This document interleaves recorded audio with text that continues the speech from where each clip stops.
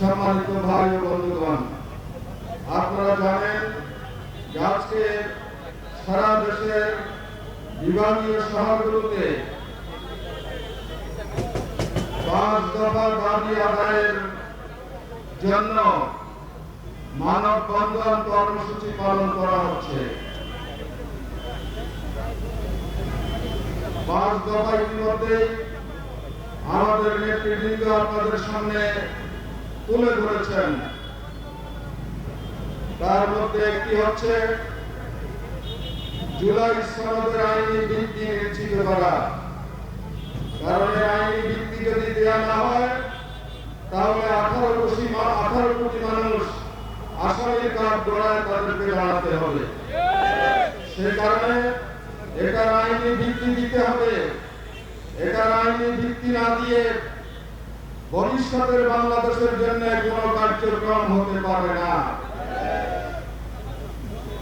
জুলাই সনদের আইনি ভিত্তির পরে জুলাই সনদের ভিত্তিতেই একটি জাতীয় নির্বাচন দেশের মানুষের প্রাণের দাবি। এই নির্বাচন অবাধ, সুষ্ঠু, নিরপেক্ষ ও গ্রহণযোগ্য হবার জন্য লেভেল প্লেইং ফিল্ডের দাবি আমাদের রয়েছে।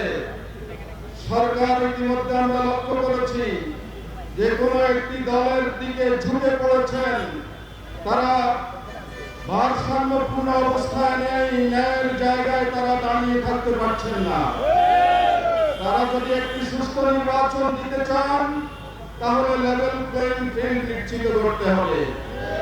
আমাদের দাবি হচ্ছে যারা বিগত 15 বছর মানুষ খুন করেছে, লুটপাট করেছে, মেগা প্রজেক্টের নামে মেগা দুর্নীতিতে জড়িত হয়ে পড়েছিল, বিরোধী দলকে নির্মমভাবে খুন করেছে, আয়নাঘরে নিয়েছে, যারা দেশের মানুষকে একটা বৃহৎ কারাগারে 15 বছর বন্দী রেখেছিল, বরং ওই ছোট কারাগারের চেয়ে ছোট কারাগারে যারা ছিল তখন তারা নিরাপদ ছিল, গ্রেপ্তারের ভয় ছিল না। বাকি 18 কোটি মানুষের প্রতিনিয়তই গ্রেপ্তারের ভয় ছিল। এই ধরনের একটি আতঙ্কের দেশে পরিণত করেছিল বাংলাদেশকে।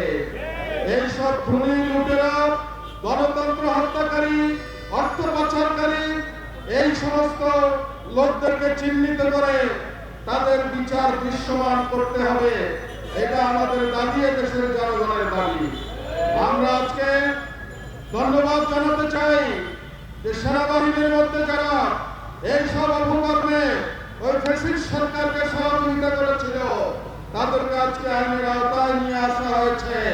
এটা বাংলাদেশের জন্য একটি আনন্দের বিষয়। আমরা চাই এভাবে সমাজের আনাচে কানাচে বিভিন্ন পর্যায়ে যারা ফ্যাসিবাদের দোষর ছিল তাদেরকে চিহ্নিত করে তাদেরকে বিচারের আওতায় নিয়ে আসতে হবে। যারা তাদের দোষর ছিল সেই জাতীয় পার্টি, 14 দল, তারাও গণহত্যার সাথে জড়িত, তারাও লুটপাটের সাথে জড়িত, তারাও অন্যায় অপকর্মের সাথে জড়িত। এই কারণে তাদের বিচার করতে হবে। এটা আমাদের দাবি। এই সব কাজ সম্পন্ন হওয়ার পরে দেশে একটি নির্বাচন হবে। সেই নির্বাচনের ইতিমধ্যে একটি সম্ভাব্য তারিখ ঘোষণা করা হয়েছে। ফেব্রুয়ারির মধ্যে সেই তারিখটি রয়েছে, এটা এখনো দৃশ্যমান নয়। আমরা বলতে চাই এই তারিখের আগে এই সমস্ত সংস্কার কর্মসূচি বাস্তবায়ন করতে হবে। আমরা এটা পরিষ্কার বলতে চাই, এই সব সংস্কার করার পরেও যদি সনাতন পদ্ধতির নির্বাচন থাকে তাহলে দেশকে আমরা ফ্যাসিবাদ মুক্ত করতে পারবো না।